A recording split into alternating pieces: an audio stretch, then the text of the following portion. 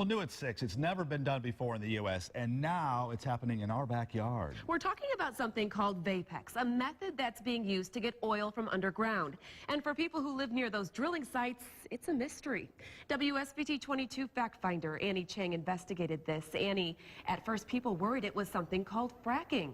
That's right, but I did some checking, Leanne, Rick, and found out it's not fracking, that controversial drilling process that many environmentalists say can be harmful to wildlife and natural resources. But there are big questions about what is happening at well sites in Cass County, and we investigated to find out what Vapex is and whether it's harmful to those around it.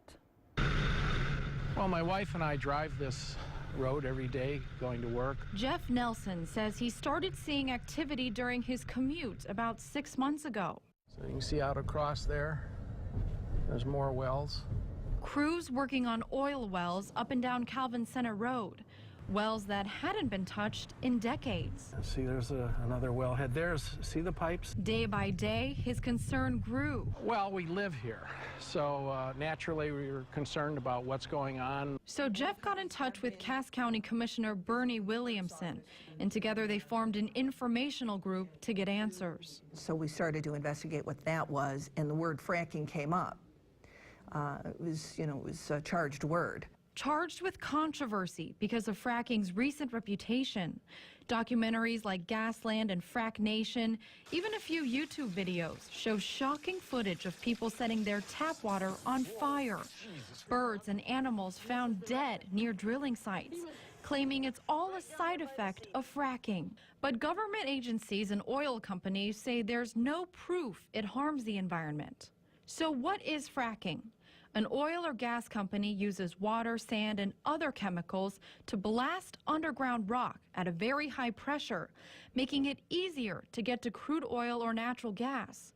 The controversy is the possibility fracking could poison the environment. And they start drilling right there on the corner of Cullen and Mason. The group eventually figured out what's happening here is not fracking, but a different process called Vapex. A company called Columbus Oil and Gas spent 8 years of research and more than $30 million to test it out on these abandoned wells. And this is the first time it's being used in the U.S. Instead of using water to blast the underground shale rock like in fracking, Vapex injects gases like propane, methane, and butane at a very low pressure. The pressure that you have in a propane bottle on your barbecue has about 70 more pounds than what we have. It turns this crude, sticky asphalt, this is an asphalt oil, into this liquid, much easier to pump out of the ground. This is not a small project. Ted Coons is the co-owner of Columbus Oil and Gas, and he wants to set the record straight. Vapex is not fracking. Actually, Vapex is different from anything else in the oil and gas industry, he says. Because Vapex doesn't use any heat, this facility doesn't release any greenhouse gases.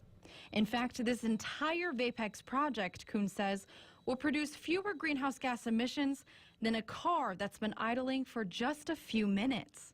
It's groundbreaking technology that Coons says he hopes will turn a massive profit. We were looking at probably on the order of $100 million infusion to the local economy. Coons says the company isn't the only one that benefits either.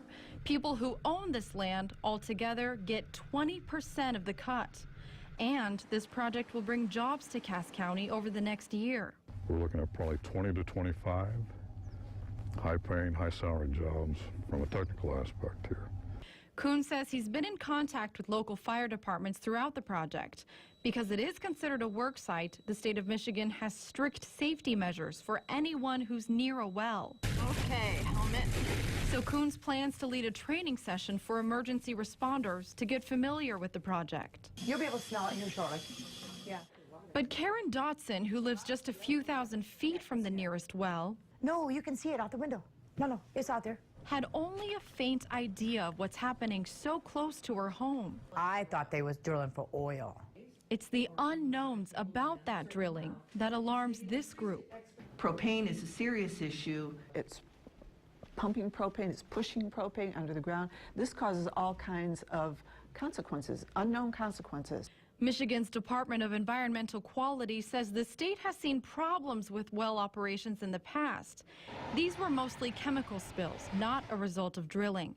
But they say any oil and gas operation comes with risks. We have to be cautious as citizens that our environment is not ruined by these chemical and drilling processes. Commissioner Williamson says she and other county leaders are not against Vapex or even fracking should it come to Cass County in the future, but only, they say, if it's done responsibly. The responsible use so that it doesn't affect others is the key. You know, your rights end at the tip of my nose. It's a situation more townships and counties could find themselves in as Vapex and methods like it become more widely used here.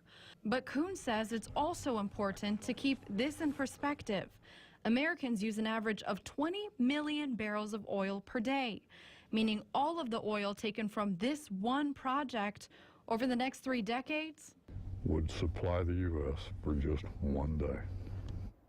Now, Cass County leaders say they want to work with townships and villages to pass ordinances that would protect them from oil and gas operations in the future. Now, they're not allowed to ban fracking or other methods, but they can pass zoning laws that would keep drill sites a certain distance away from homes and groundwater wells.